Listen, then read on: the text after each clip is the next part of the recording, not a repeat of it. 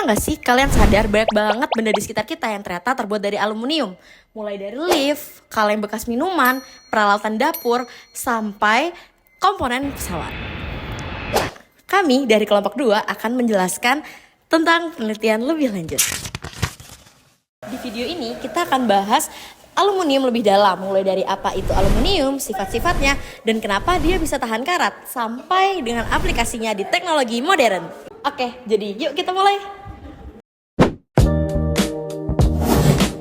Sering banget tau orang-orang tuh nyamain aluminium sama stainless steel, padahal kan beda. Aluminium itu biasanya lebih ringan sih, tapi kalau stainless steel itu lebih berat, tapi kuat. Kenapa sih aluminium itu banyak dipakai? Karena dia punya kombinasi sifat yang menarik. Yang pertama, ringan. Dia cocok untuk alat transportasi. Yang kedua, konduktivitas yang tinggi. Dia bagus untuk alat yang mengantarkan listrik dan juga alat yang mengantarkan panas. Kemudian, yang ketiga, mudah dibentuk. Karena tingkat fleksibilitasnya yang tinggi untuk berbagai desain. Makanya, aluminium itu jadi material favorit di banyak industri. Salah satu keunggulan aluminium adalah tahan korosi. Berbeda dengan besi yang gampang berkarat, aluminium justru membentuk lapisan pelindung alami saat terkena udara. Lapisan ini bikin aluminium tetap awet. Tapi, ada satu kekurangan, yaitu aluminium murni relatif kurang kuat. Gimana sih solusinya? Solusinya yaitu dicampur dengan unsur lain seperti magnesium atau silikon, sehingga terbentuk aluminium alloy yang jauh lebih kuat dan tahan lama. Inilah yang sering dipakai di industri besar. Secara kimia, aluminium adalah unsur dengan simbol Al dan nomor atom 13.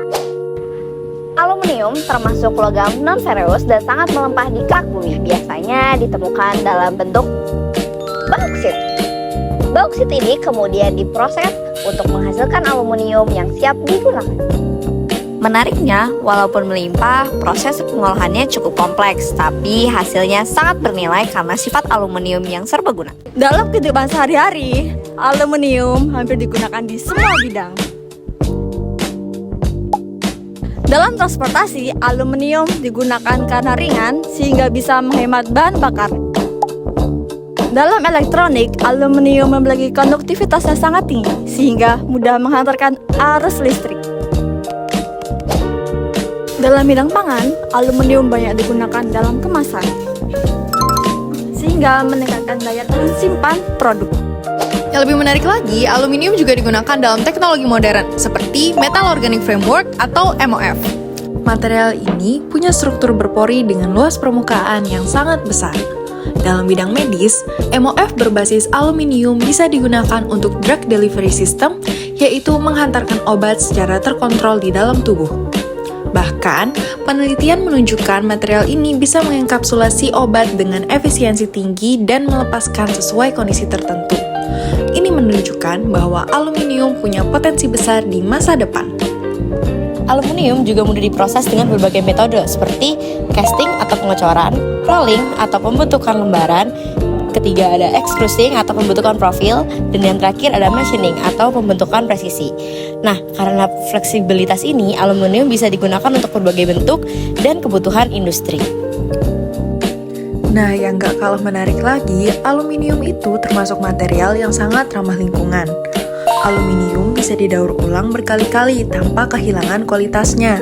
Bahkan, proses daur ulangnya hanya membutuhkan sekitar 5% energi dibandingkan produksi dari bahan mentah. Ini yang membuat aluminium jadi salah satu material favorit dalam konsep keberlanjutan. Selain itu, aluminium juga punya peran penting dalam efisiensi energi. Karena sifatnya yang ringan, penggunaan aluminium pada kendaraan bisa mengurangi berat total, sehingga konsumsi bahan bakar menjadi lebih hemat.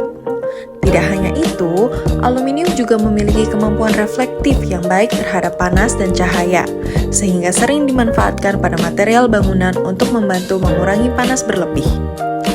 Dari sini, kita bisa melihat bahwa aluminium bukan hanya kuat dan ringan, tetapi juga berkontribusi besar dalam teknologi yang lebih efisien dan berkelanjutan.